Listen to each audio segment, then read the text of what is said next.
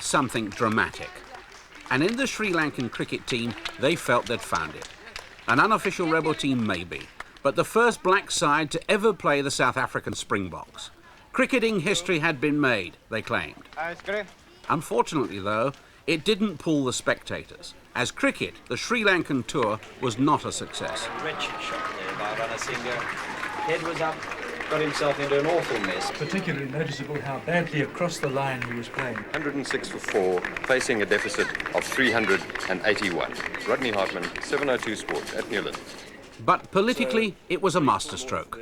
It captured the world's attention like no newspaper advert had ever done. That in South Africa, black and white play sport together, or at least against each other, happily and amicably.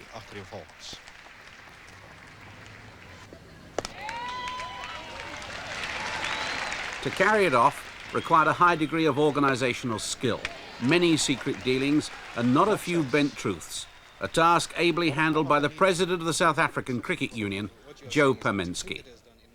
Interviewed by RAND Daily Mail reporter Amin Akalwaya, he was asked if this hadn't been done to disrupt international cricket in retaliation for South Africa's continued isolation.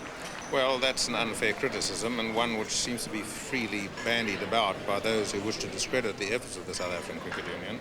The South African Cricket Union have made it absolutely clear and gave notice to the international community when we were in England in July and in the year previous to say that that is absolutely essential that cricket in this country is promoted and fostered in the most effective way, and to the extent that we have been isolated from international competition for so long, one of the ways of doing that is for us to have cricketers to this country. Naturally, payment of money goes with it to encourage players to play in South Africa.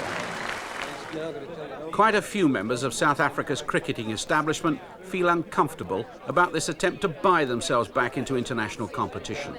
But with an average payment of £25,000 each, it was an offer that certain Sri Lankan cricketers found difficult to refuse. After all, it was more than they could expect to otherwise earn in a lifetime of cricket. They come and see the way how people in Sri Lanka live, then they will not speak.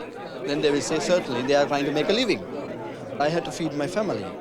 I had to live at home to give them a nice living. And I'm not going to please the whole world. I got to please myself first. Like you say, always charity begins at home. Charity doesn't begin round the world. Tony Apatha is both manager and a player for the Sri Lankan team. If you tell me a sportsman who is doing sports for fun, I'll call him a liar, because today the name of sport is money. Can you just come back to your original statement where you said that you are coming here to see for yourself? Have you been to places like Soweto? That's one thing that I wanted to see, but unfortunately I didn't get the opportunity with my team to go and see, because the simple reason that we've had such a lot of games on the tour.